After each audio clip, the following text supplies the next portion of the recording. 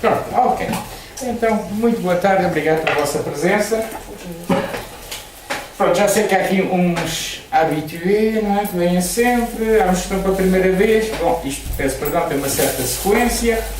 E eu, na última sessão, falei do barroco e das suas características.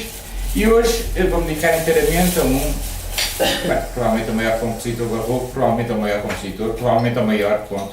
É um senhor chamado Johann Sebastian Bach, tradução literal para português, João Sebastião Ribeiro. É Ribeiro, é. Aliás, o Beethoven dizia, quando escolheu a música de Bach, isto não é o Ribeiro, é um mar, não é? Bach é Ribeiro. Portanto, tem um nome muito prosaico. E então, o senhor Johann Sebastian Bach tem ali um dos quadros dele com aquele ar austero, severo, protestante, que aliás nem corresponde propriamente à personalidade do senhor, porque ele gostava de cerveja, enfim, seguia aquela máxima do seu mestre Lutero: quem não gosta de vinho, mulheres e música é estúpido, com certeza. E é uma personagem absolutamente fascinante, e a sua obra é absolutamente fascinante. Quando eu andava há muitos anos a estudar no conservatório, e então em Portugal, que era tudo um bocado atrasado, eu gosto de crédito, era tudo um bocado atrasado. Não, é em Lisboa, eu sou lisboeta, né? Ninguém é perfeito, né? Não, é o Oliveira. Ainda se dizia que o Bach era o pai da música e tal. Eu espero ter mostrado nestas sessões que houve maravilhosa música feita do Sr. Bach ter aparecido. E além do mais, ele já é o culminar de uma tradição muito sólida, que é a tradição musical alemã. Portanto, a cultura alemã, prefiro dizer a cultura alemã, porque a Alemanha não existia ainda ia durar muito tempo antes de existir como país, não é? Mas já havia uma noção de cultura germânica, não é? Portanto, a cultura germânica começou a vir de cima musicalmente com a reforma protestante. Pronto, embora isso pertença ao período renascentista, eu vou tecer umas certas considerações sobre a reforma no que tem importância para a música, para se perceber muitos dos dados que estão em jogo na música de Bach. Bem, o Lutero, portanto, ao provocar aquela reforma, um dos pontos importantes é que o culto e os escritos sagrados, tudo isso ia estar em língua vernácula, para toda a gente perceber. Ora, isto é mais depressa dito do que feito, obviamente, não é? Ele embarcou numa das coisas que se tornou o começo da literatura alemã moderna, que foi a sua tradução da Bíblia, não é? E ao mesmo tempo, para o culto, como também os protestantes combatiam o uso das imagens para fins religiosos, o que teve consequências muito engraçadas na pintura foi o boom, como seria agora, da pintura paisagística e da pintura da vida cotidiana, não é? Do ponto de vista do culto, levou também à crescente importância da música. Portanto, todo o lado da adoração foi quase todo transferido para o sermão e para a música. Pronto, e como a música litúrgica cristã que havia era o canto gregoriano, portanto, que é maravilhosamente adaptado à língua latina, mas para a língua alemã ou para a língua francesa, os calvinistas vão ter o mesmo problema, aquilo não funciona. Então, o Lutero e os seus colaboradores tiveram uma ideia de gênio. Bom, o Lutero, propriamente, ele era também músico, não é? Portanto, compôs alguns cânticos, mas pegaram uma série de melodias populares, de amor, taberna, profanas, tudo que havia à mão, pumba, mete-se textos religiosos e está a andar. Isto assim parece muito simples, não é? Pronto, esse tipo de melodia do culto luterano chama-se um coral. Portanto, quando eu falar de coral, estou-me a referir a uma melodia, a maior parte delas compostas no século XVI, texto e música, e que, eram utilizadas no culto, dois, tinham uma letra religiosa, quase sempre comentário do texto bíblico, porque os luteranos, o Lutero também criou um calendário de leituras, como tem os católicos, de maneira ao fim de 3 anos se ter lido a Bíblia toda na igreja. Portanto, isso é o coral. Eu pus aqui uma fotografia de um postalzinho do princípio do século XX, mas tem muita piada, que é um retrato do Lutero. Um retrato do Lutero, tudo bem, mas se repararem por baixo, está uma frase em alemão, com aquele lindo alfabeto gótico, não é? Ein fester Burg ist unser Gott, ou seja, o nosso Deus é uma fortaleza poderosa, e por cima vamos reparar que está um pentagrama, uma pauta com melodia, não é? Portanto, esse coral é um dos cânticos da autoria do Lutero, e aliás utilizado por muitos compositores protestantes, entre os quais o Bach. Bom, isto para dizer que muitas vezes na obra do Bach há melodias que são as melodias tradicionais dos corais, porque não se foram escritas por ele. Aqui ele dá um tratamento absolutamente maravilhoso.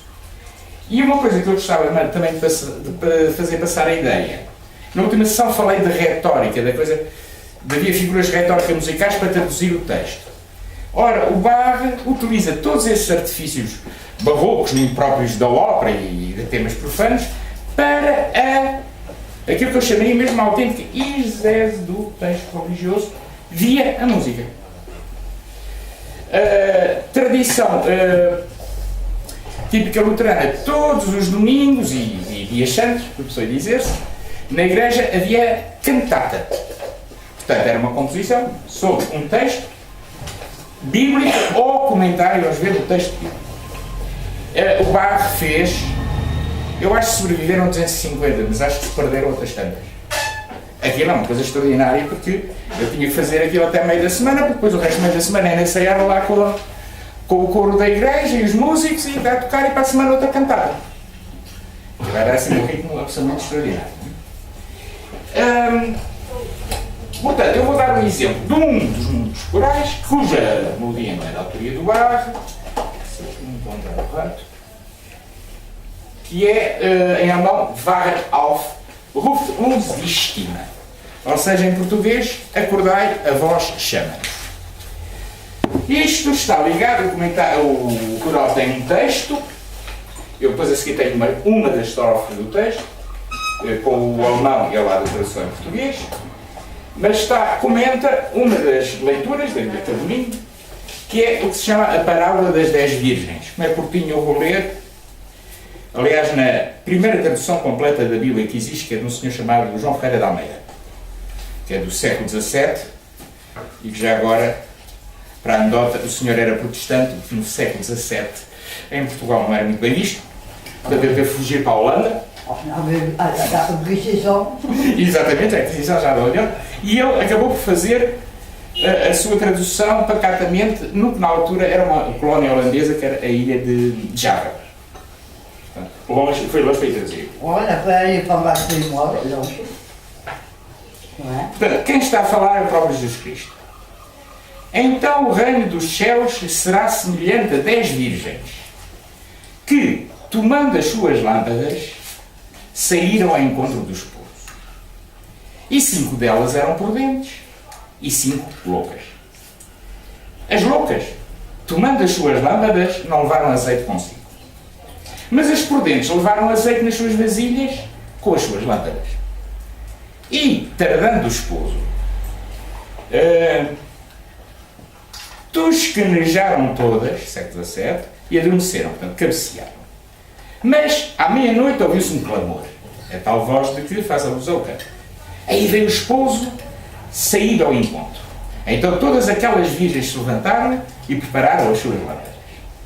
E as loucas disseram às prudentes: dai-nos do vosso azeite, porque as nossas lâmpadas se apagam.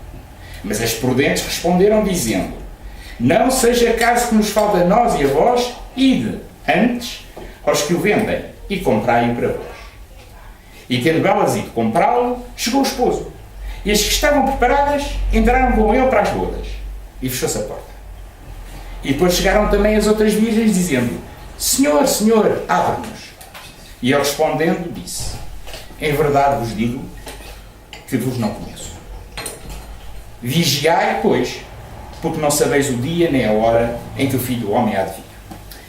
O que é interessante neste texto, é uma parábola, portanto, alegórico, é que aquilo em que o Bach se fixa é na história do chamamento. Portanto, não é tanto na moral da história, não é? É a história do chamamento, uma voz chama-nos. Que é, aliás, o título do coral. Primeiro vou-lhes mostrar uma versão do próprio Bach, do coral, uma versão simples. Ou seja, quase como podia ser cantado para a Assembleia. Os sopranos, a voz mais aguda das mulheres, canta a melodia tradicional e depois os outros acompanham assim, em acordes muito simples, ouve-se muito bem a melodia. Só para nos habituarmos a ela.